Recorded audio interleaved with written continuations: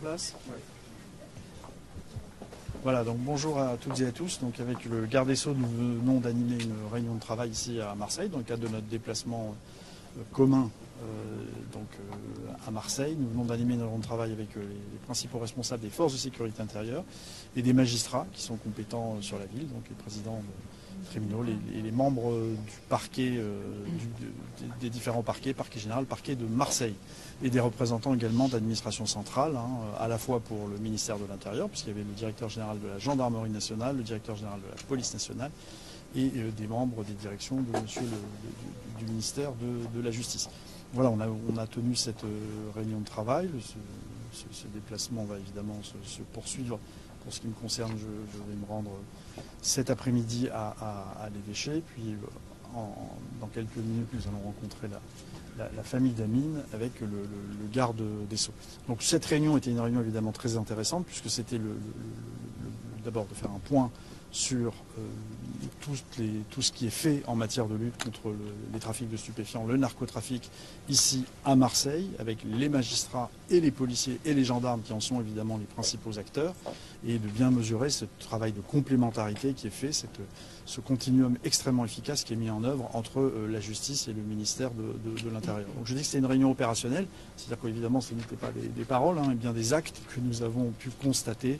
D'ailleurs, on a pu féliciter évidemment et les magistrats, et les policiers, et les gendarmes pour les résultats qui ont été obtenus tout au long de ces 2 dernières années, et notamment donc la baisse des homicides liés au règlement, au trafic de stupéfiants, donc ce qu'on appelle les règlements de compte, qui sont passés, je le rappelle, de 49 à Marseille en 2023 à 24 en 2024. Ils sont encore en baisse de 30% là, pour ce début de l'année 2025, sur le démantèlement des réseaux qui augmente également de manière évidemment très efficace, et puis également le nombre de personnes qui, sous l'autorité des magistrats, et notamment des mafias marseillaises, qui ont été interpellées, qui sont mis en examen, qui sont en détention provisoire.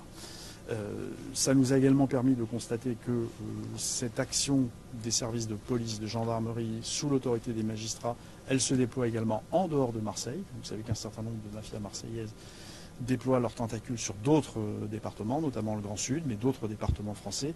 Et nous avons pu également faire un bilan de l'action qui a été menée depuis 2024, et au terme de laquelle on a quand même plus de 700 personnes, un peu moins, de 700 personnes qui ont été interpellées à ce titre dans la France entière.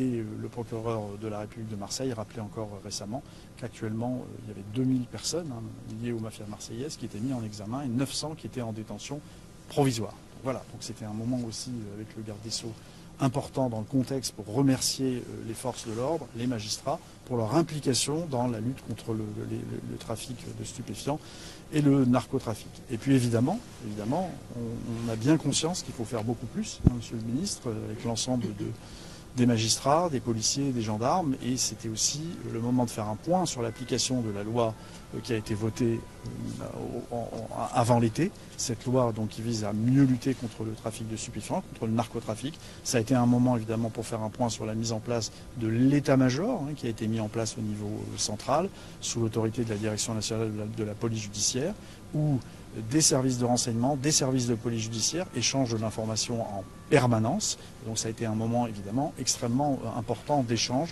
et d'amélioration des process entre policiers, magistrats et entre magistrats et policiers. Donc on a fait un bilan de cette loi. Vous dire d'abord que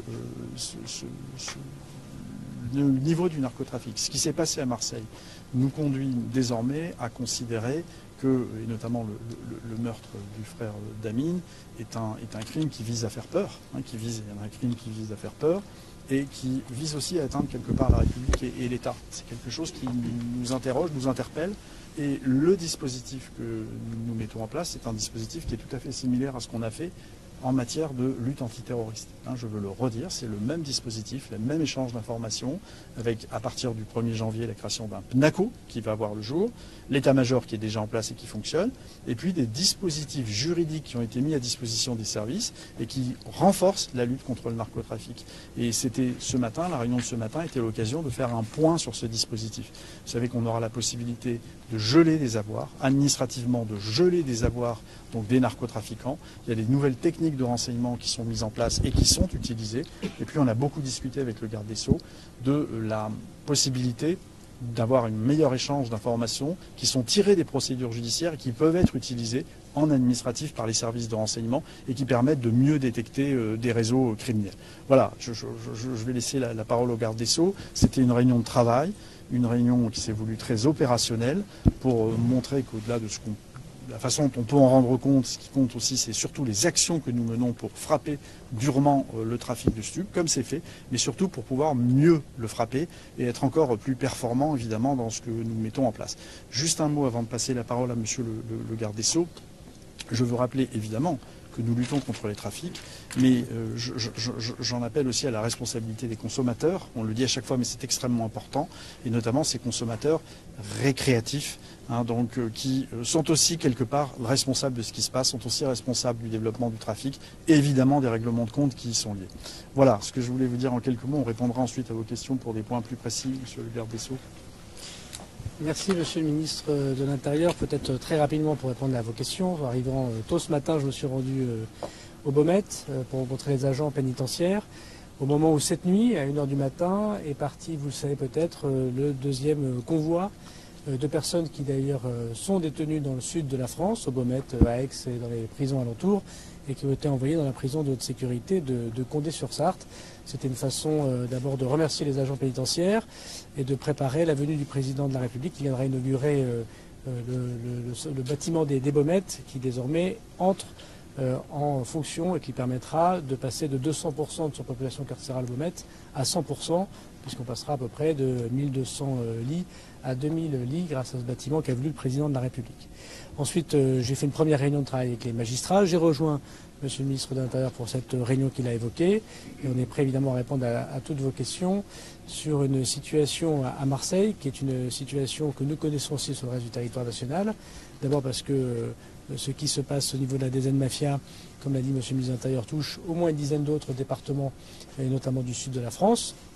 Mais aussi parce que nous avons d'autres réseaux criminels que nous combattons avec la plus grande force et qui, je l'espère, grâce aux moyens de la loi narcotrafic que nous venons de faire voter très largement à l'Assemblée et au Sénat, va permettre de répondre à une menace qui tue énormément et qui est au moins équivalente à celle, comme l'a dit M. le ministre de l'Intérieur, du terrorisme sur le territoire national. Il faut donc changer de braquet.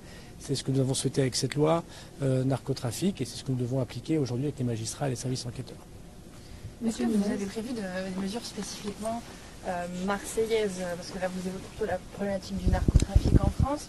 On pense notamment à la demande du maire de Marseille qui a dû vous la faire remonter de refaire de cette préfecture de police où on se trouve aujourd'hui une préfecture de plein exercice. Est-ce que c'est une piste qui est envisagée ou est-ce que vous envisagez d'autres mesures pour faire face aux spécificités locales de ce phénomène? Alors, j'ai rencontré d'abord monsieur le maire de Marseille ce matin, et je rencontrerai d'autres élus dans l'après-midi.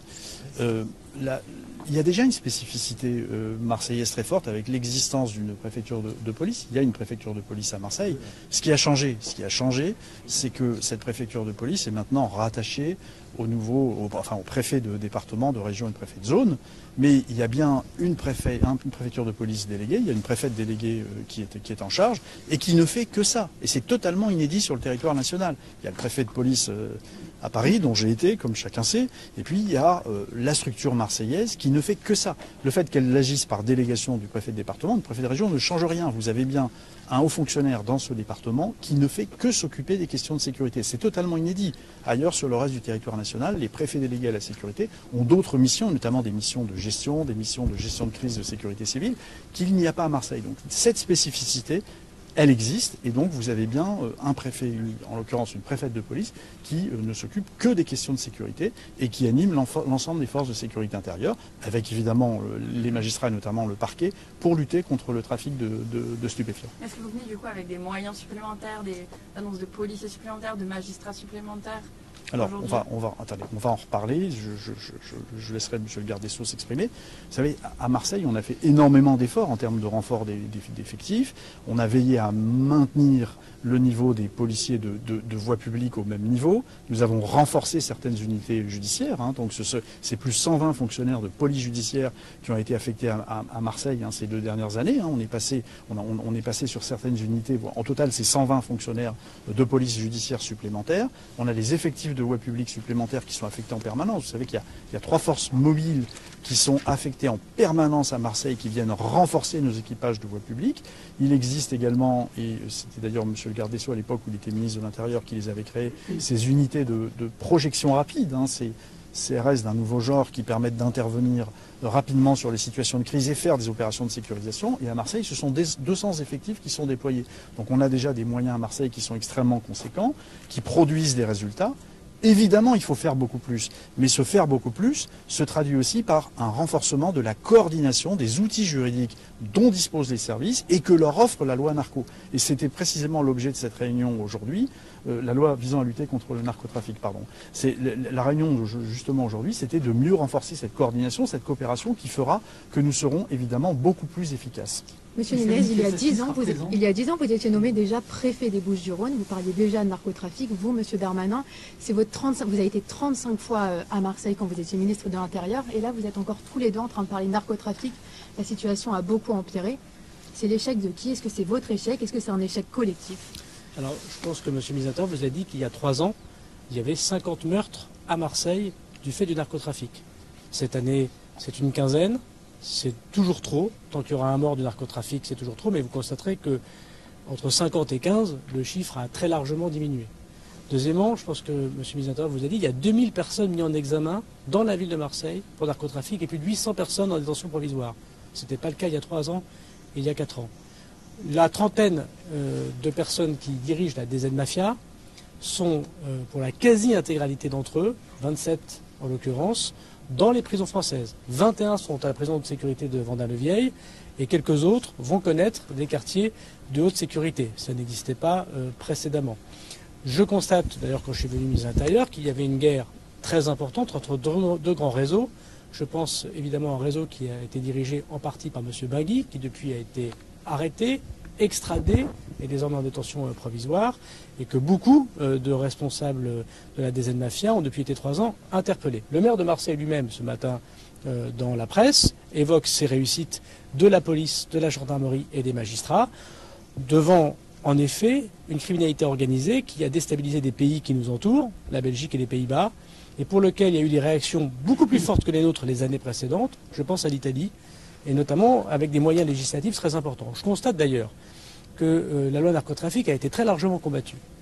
Les prisons de haute sécurité ont été très largement combattues. Il y a eu plus de 66 recours pénaux contre nos décisions, qui ont tous été gagnés d'ailleurs par l'État. J'ai moi-même subi des menaces et des plaintes, notamment une plainte à la Cour de justice de la République pour faire mon travail de ministre de la Justice. Il y a des magistrats, des enquêteurs qui sont physiquement menacés parce que nous gagnons difficilement une bataille très très dure contre une organisation criminelle qui sans doute fait entre 5 et 6 milliards d'euros de chiffre d'affaires d'argent liquide et dont les intérêts sont immenses. Donc la réussite que nous mettons en place grâce aux moyens décidés par le président de la République, elle doit s'accélérer parce que nous savons qu'aujourd'hui le danger, c'est aussi un danger qui vient pas simplement du cannabis et pas simplement de la cocaïne, mais aussi des drogues de synthèse. Et je regarde les grands pays qui nous entourent, les États-Unis d'Amérique, qui mettent des moyens considérables. La première cause de mortalité aux États-Unis d'Amérique, c'est le fentanyl. C'est la première cause de mortalité. Et si nous n'avons pas ces drogues de synthèse aussi importantes en consommation en France, c'est parce qu'on a une police, parce qu'on a une gendarmerie, parce qu'on a des douanes, parce qu'on a des magistrats qui ont fait ou qui font leur travail. Alors faut-il accélérer en magistrats et en policiers? Je pense que M. le ministre de l'Intérieur vous a répondu sur les forces de l'ordre. Malheureusement, au ministère de la Justice, nous n'avions pas les renforts qui ont été décidés les années précédentes, parce que vous savez que structurellement, la justice française possède moins de magistrats que la plupart des pays qui nous entourent. On a entre 4 et 5 fois moins de magistrats, par exemple, que l'Allemagne, et 3 fois moins que l'Italie, qui avait à peu près les mêmes difficultés que nous. Et donc, en effet, je vais revoir les magistrats dans quelques instants pour pouvoir annoncer, notamment chez vos confrères de la Provence, un renforcement des magistrats dans le parquet comme du siège ici à Marseille. Il y a eu 50 magistrats de plus depuis 5 ans à Marseille, c'est très important, il faut continuer. et continuer de façon très forte cette augmentation de magistrats et de nombre de greffiers. Il faut savoir aussi lutter contre la corruption qui touche les services enquêteurs, qui touche possiblement les tribunaux. Et il y a d'ailleurs une dizaine d'enquêtes ouvertes pour des agents qui auraient été corrompus et qui donnent des informations aux organisations criminelles, et violant ainsi le serment de servir la République. Et nous allons prendre des dispositions très particulières à Marseille de lutte contre la corruption. Et puis surtout le 5 janvier prochain, ce qui va profondément changer la lutte contre le narcotrafic, mais la loi vient d'être adoptée, nous créons ce parquet national anti-criminalité organisée qui va se saisir d'affaires marseillaises de très grande ampleur qui ne peuvent pas toujours être documentées ici, soit pour des raisons de menace, et il faut dépayser les affaires à Paris, soit pour des raisons de grande complexité internationale. Je terminerai par dire que les narcotrafiquants, ils sont rarement, en tout cas les dirigeants qui dirigent les points de deal et qui font commanditer ces assassinats, sont rarement dans les rues de Marseille, de Saint-Tropez et de Paris, tranquillement en train de boire un café. Ils sont dans deux endroits. Ils sont soit dans les prisons françaises, soit à l'étranger. Dans les prisons françaises, on a pris des dispositions qu'aucun pays au monde n'a pris avec ces prisons de haute sécurité. On verra ce que donnera les comptes rendus de l'enquête et seule la Ginalco qui s'est saisie à Paris de cette affaire absolument horrible de cette semaine, voir s'il y a un lien ou non avec quelqu'un qui serait déjà en détention et qui ne serait pas dans une prison de haute sécurité, ce qui justifierait très largement les dispositions extrêmement fermes que j'ai pu prendre et qui m'ont valu beaucoup d'attaques. Donc il faut d'abord nettoyer les prisons françaises. Nous avons, à ma demande, par exemple, encore fait il y a 2 jours, au Beaumet, des perquisitions administratives, des fouilles chez les personnes qui sont au Beaumet. Et on a trouvé par exemple 13 téléphones portables dans 11 cellules, ce qui montre le changement très important qu'on doit faire dans l'administration pénitentiaire et arrêter avec la naïveté pour exclure les téléphones portables de l'ensemble des prisons de France. Ça, c'est un premier point, parce que si quelqu'un est en prison et qui continue à téléphoner pour pouvoir commanditer un assassinat, commanditer un point de deal, corrompre un agent, eh bien évidemment le travail des services de police ne sert à rien. Donc c'est ce que nous faisons, nous sommes en train de nettoyer les prisons françaises, et ça prend du temps, mais je pense qu'on voit qu'à Vendin et à Condé, ça marche. Et puis le deuxième sujet, c'est l'étranger.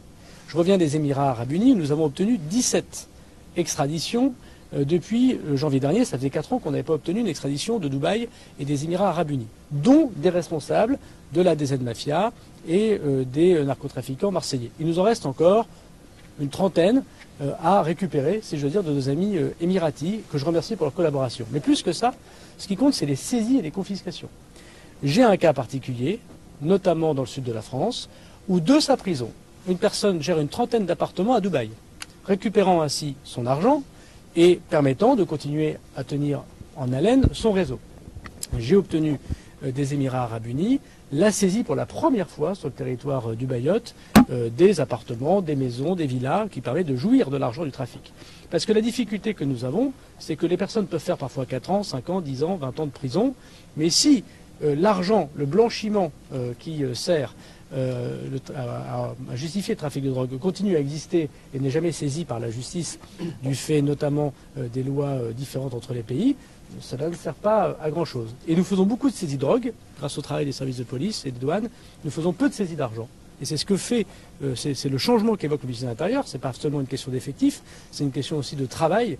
Sur quoi on travaille? On doit travailler autant sur l'argent, le blanchiment de l'argent, que sur les saisies. Et terminer par dire que la situation marseillaise est la société de différente par la corruption, par le crime qui a sans doute eu lieu cette semaine, mais aussi par, malheureusement, et c'est à ça qu'on reconnaît une mafia, la rentrée dans l'économie classique.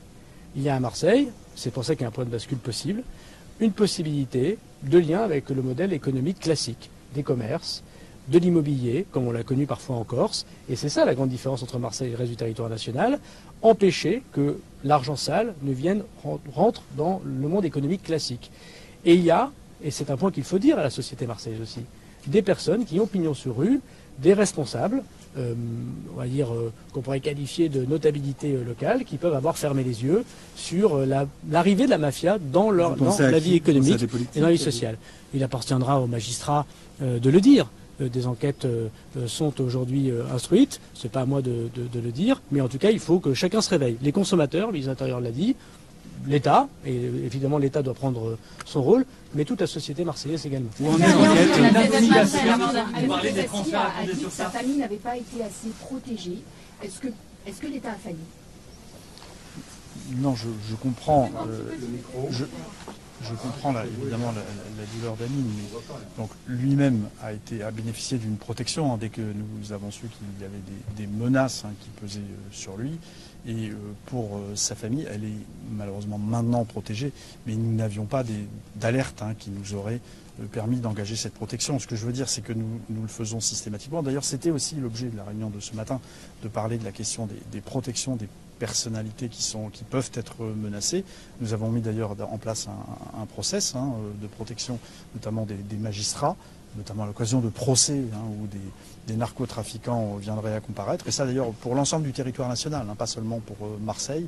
Voilà, il y a des procédures qui existent, elles n'avaient pas été déclenchées au cas d'espèce, je peux vous le confirmer. Où en est l'enquête? Est-ce qu'on a parlé de la mobilisation de la marche blanche de ce week-end et du dispositif qui est mis en place? Il y a une marche blanche, donc d'ailleurs j'en profite évidemment pour dire que cette marche blanche, ça doit être aussi un peu un sursaut aussi de la société civile pour dire non au trafic. Je crois que l'appel à cette marche blanche, c'est aussi un petit peu ça. Donc on espère évidemment qu'il y aura beaucoup de monde. Moi, je n'ai pas d'idée de la mobilisation, mais il y aura les représentants de l'État locaux qui seront présents. Mais voilà, je n'ai pas d'idée de la mobilisation, mais en tout cas la préfecture de police travaille évidemment à bien encadrer cette marche blanche qui se passera dans des conditions de sécurité, d'autant qu'il y a un certain nombre de personnalités politiques qui participeront. Est-ce qu'il y a un lien entre la DZ Mafia et la mort de Mehdi Kefassi, comme l'écrivent certains confrères? Il y a une enquête en cours, c'est pas le ministre de l'Intérieur, encore moins le garde des Sceaux, qui va s'exprimer sur des enquêtes en cours. Où en est l'enquête justement? À compter sur ça, vous avez justement transféré le chef opérationnel présumé de la DZ Mafia, Amine, il y a quelques jours. Comment se fait-il que cet individu dont on connaît le pédigré, extrêmement dangereux pour notre pays, se trouvait dans une prison dite classique et qu'il a fallu attendre plusieurs mois avant de le transférer dans les prisons que vous avez vous-même voulu et créées au mois de juillet dernier? Donc si je résume, il y a 6 mois, personne ne voulait de prison de sécurité. Maintenant, on me demande pourquoi tout le monde n'est pas dedans. Je trouve qu'en 6 mois, on a gagné dans le débat public et a considéré que ce que faisait le garde des Sceaux, c'était pas de renier les droits de la défense, c'était pas de prendre la protection ou la défense de ceux qui disaient qu'ils avaient des conditions indignes de détention, c'était pas de soutenir des plaintes qui ont été déposées au pénal contre moi ou des menaces que j'ai reçues parce que j'ai voulu mettre en place ces prisons de haute sécurité en quelques mois, c'était bien de considérer qu'il y a des personnes, en effet, monsieur, extrêmement dangereuses. Et il y a 700 personnes en France, sur les 86 000 détenus que nous connaissons, qui ont été qualifiées comme très dangereuses. Et je ne parle pas de gens qui sont issus du terrorisme. C'est aussi également à peu près 700 personnes, entre les condamnés pour terrorisme ou les personnes radicalisées. Je parle de gens qui sont dans la criminalité organisée. Donc le narcotrafic, mais un peu au-delà, le trafic d'êtres humains, le proxénétisme aggravé ou tout trafic qui récupère énormément d'argent. Il y a 700 personnes dont les services de renseignement pénitentiaires évoquent la très grande dangerosité, la très grande capacité d'évasion, comme on l'a vu avec M. Amra, et des évasions extrêmement violentes, et la très grande capacité de corruption. Donc il nous faut à peu près entre 500 et 600 places de criminalité organisée, prison de haute sécurité. On ne les crée pas comme cela, mais on les a créés très vite. Prison d'Andin-le-Vieil, 100 personnes, 21 responsables de la DZ Mafia y sont. Ils étaient qualifiés par les magistrats instructeurs, c'est pas moi qui décide qui y va dans ces prisons, comme étant les personnes les plus dangereuses. Puis Condé-sur-Sarthe, de nouveau, 100 nouveaux détenus, que nous ramenons dans des conditions de sécurité, avec le puits du RAID, du GIGN et de grands secrets qui montrent l'efficacité, je rappelle à Carville, les moyens d'intervention possibles contre ces convois dans les prisons de haute sécurité.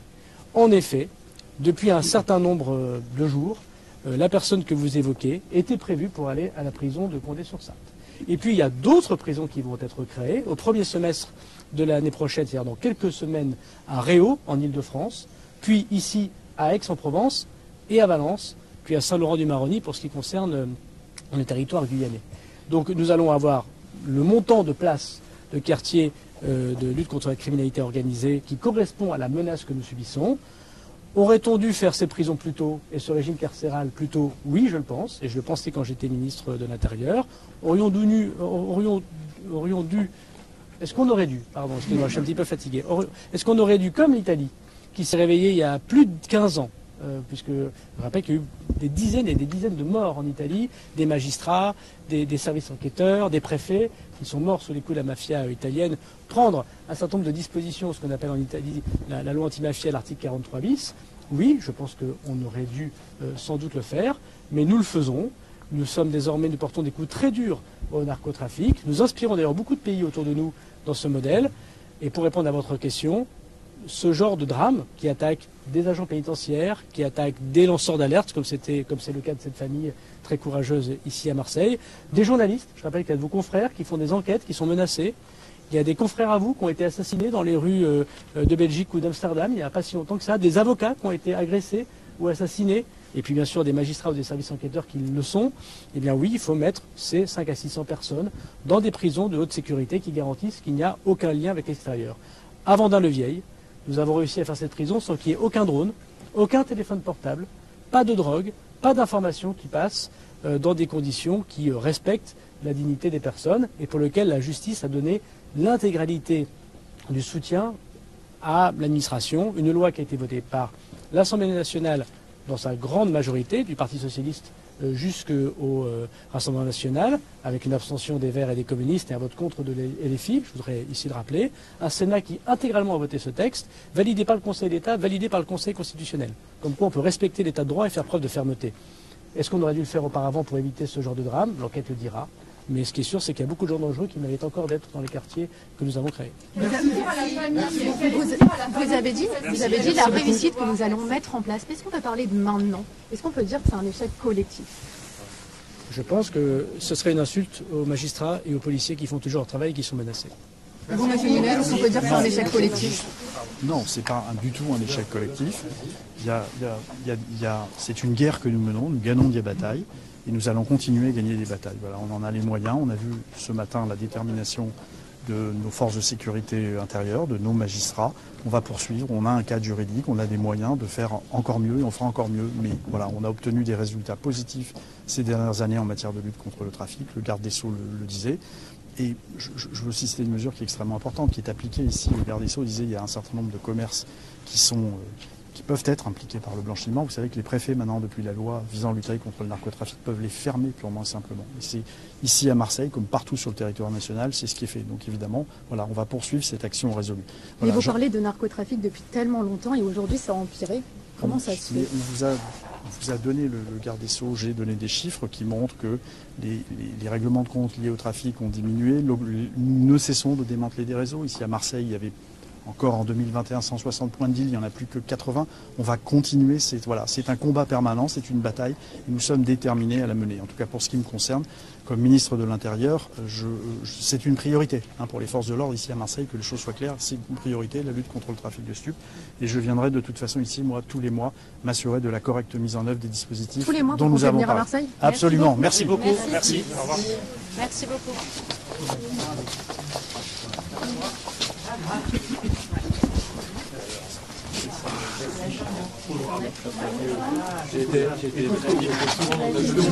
J'ai été obligé de baisser le son. C'est trop sympa. Franchement, ça va. Ça sera pas chier, ça. Tu m'as tué, toi. Genoux en bloc.